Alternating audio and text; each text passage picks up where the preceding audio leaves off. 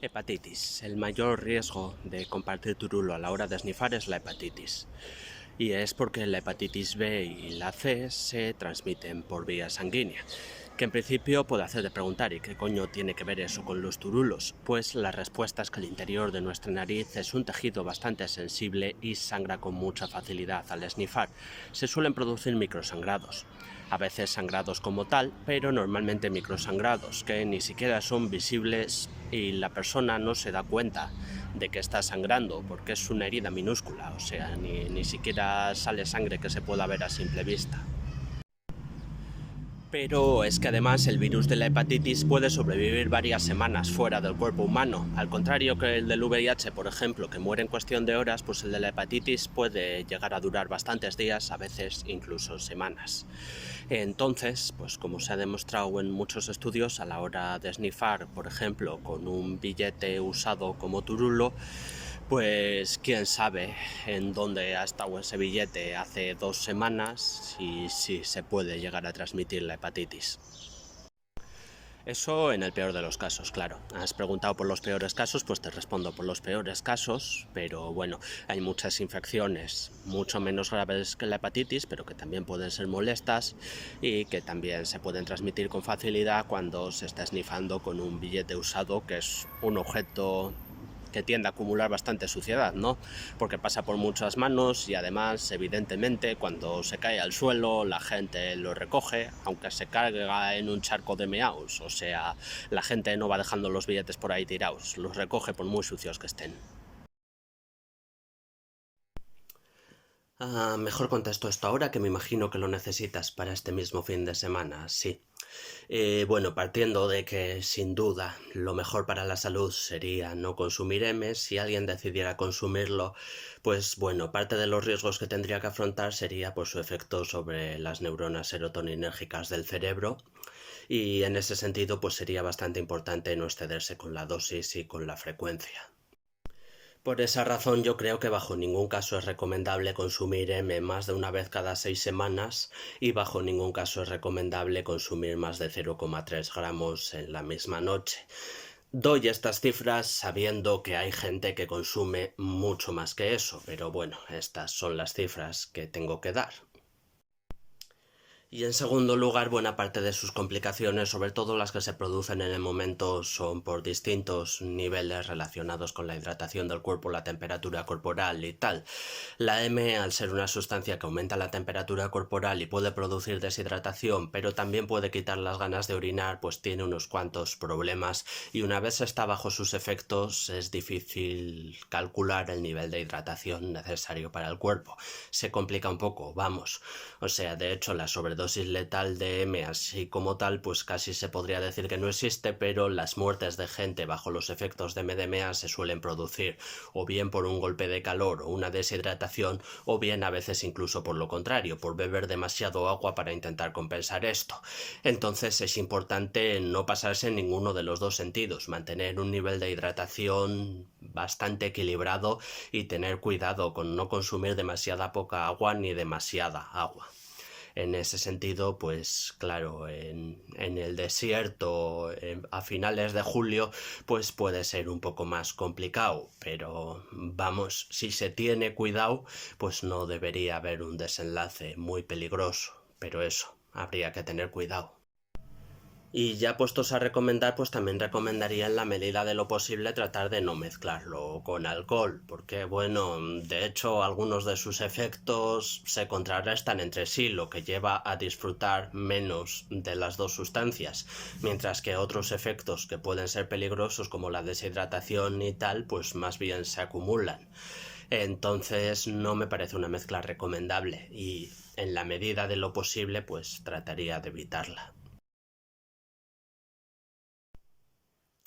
Se puede, y sin ser yo médico tengo entendido que hay varios mecanismos por los que puede pasar. Puede ser un fallo renal o puede ser que la sangre se diluya tanto que ya no pueda cumplir su función, o que la sangre se diluya tanto que aumente su volumen y reviente alguna vena, y por supuesto si revienta la vena que no debe en el cerebro o lo que sea, pues ya te puedes olvidar. Pero bueno, sí sé que es algo que ha pasado ocasionalmente en el consumo de MDMA. Tenemos en los años 90 el caso de Lea Betts, que es uno de los casos de muertes tras consumir drogas sobre los que más se ha escrito y más se sigue escribiendo. Tenemos un caso más reciente en Tomorrowland, hace solo unos pocos años, pues por desgracia también murieron otras dos personas por tomar demasiada agua después de un consumo de MDMA. Seguramente en estos tres casos, pues antes les habían aconsejado que si iban a tomar MDMA bebieran mucha agua, porque suele producir deshidratación y eso es peligroso, lo que es un buen consejo, en realidad. Normalmente bajo los efectos de la MDMA pues hay que beber más agua de lo que se bebería si no se estuviera bajo sus efectos, pero claro, tampoco llegan ni de coña hasta este extremo. También se habría estado bien que hubieran sabido que beber demasiada agua también podía ser peligroso, sí que había que encontrar un equilibrio y que hay que tener cuidado con los dos extremos. Es normal, desde luego es normal, sí, aunque a largo plazo el speed no produce un deterioro tan importante en la nariz como la cocaína, por ejemplo, que por tener un mayor efecto vasoconstrictor pues hace que se recupere menos, pero sí puede producir daños, sí.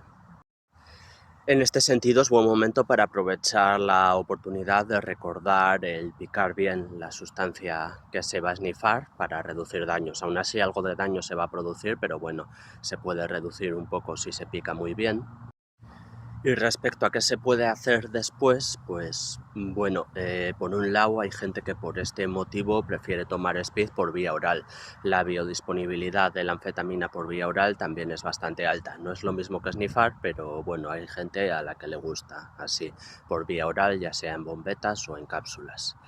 Pero desde luego lo idóneo sería dejarlo, ya sea definitivamente o temporalmente, pues puede ser una oportunidad muy buena para dejar el speed aprovechando esto, como mínimo hacer un parón, pues yo creo que es buena oportunidad, así que bueno, es algo que se puede considerar. Vale, pues algunas cosas que se me ocurren. Lo primero, asegurarse de que realmente es 2CB, dadas las pocas veces que se ve 2CB en el mercado. Supongo que en este caso lo era, pero bueno, puede pasar que no lo sea, así que cuidado con eso. Siempre está bien llevarlo a analizar por si acaso. Lo segundo, medir bien la dosis. Como podéis ver, 600 miligramos es pasarse muchísimo, pero la cuestión es que 200 miligramos también habría sido pasarse muchísimo. Dosis a partir de 50 miligramos de 2CB ya son muy altas. Y lo demás viene a referirse un poco al hecho de que tenga propiedades estimulantes y alucinógenas, lo que implica las precauciones habituales en estos casos. Cuidado si se mezcla con otras sustancias, especialmente si se mezcla con otros estimulantes o con otros alucinógenos, porque podrían multiplicarse los efectos de manera muy difícil de calcular. Cuidado con el entorno y el momento en el que se consume. Los alucinógenos tienen bastantes más posibilidades de producir ataques de pánico, paranoias, etcétera, y de dar una experiencia realmente desagradable si estamos pasando por un mal momento, si tenemos pensamientos muy negativos en ese momento, si estamos en un entorno desconocido o peligroso porque no se sabe lo que vamos a hacer bajo sus efectos. Entonces, en ese sentido es muy importante el set and setting. Saber que estamos en un momento adecuado para tomarlo de una forma que no tenga demasiados riesgos y saber que estamos en un entorno adecuado en el que no corremos un peligro inmediato o un peligro grave. A ser posible, si hubiera una persona de confianza que pudiera vigilarnos un poco y apoyarnos si tenemos un mal viaje, pues todavía mejor. Eso ya sería lo ideal. Por último, no parece que la 2CB sea una sustancia con un riesgo altísimo de adicción, pero bueno, el riesgo también existe, así que habría que tener cuidado con eso y tratar de no consumir demasiada. Bueno, pero no hay mucho más que contar. La biodisponibilidad, la capacidad de absorción es bastante parecida por vía oral que por vía snifada. A veces por vía oral puede absorberse un poco peor dependiendo del pH que tenga nuestro sistema digestivo en ese momento, pero es muy parecida. O sea, no hace falta tomar una dosis mucho más alta de lo que haría falta snifada. Como cualquier sustancia tomada por vía oral frente a la vía snifada, pues tarda más en subir y tarda más en bajar. Eso también hace que la experiencia igual sea un poco menos placentera porque no sube de golpe y no tienes esa sensación de subidón que alguna gente aprecia. También hace que tenga menos potencial adictivo, claro, porque al pasar más tiempo entre lo que es el consumo y la sensación de placer que produce, pues nuestro cerebro crea una asociación más débil, así que menos potencial de adicción. Y bueno, por último, mencionar que dada la acidez y los daños que podría producir a los dientes si estuviera en contacto con los dientes, pues seguramente sea más recomendable no tomarlo de forma directa, sino tomarlo envuelto en una bombeta o en una cápsula, para que no entre en contacto con los dientes y para que se libere directamente en el estómago. La verdad es que no es mala opción en relación a la vía snifada, o sea, además como se evitan todos los daños a la nariz y tal, pues hay gente que prefiere el speed por vía oral antes que snifarlo y no es mala idea.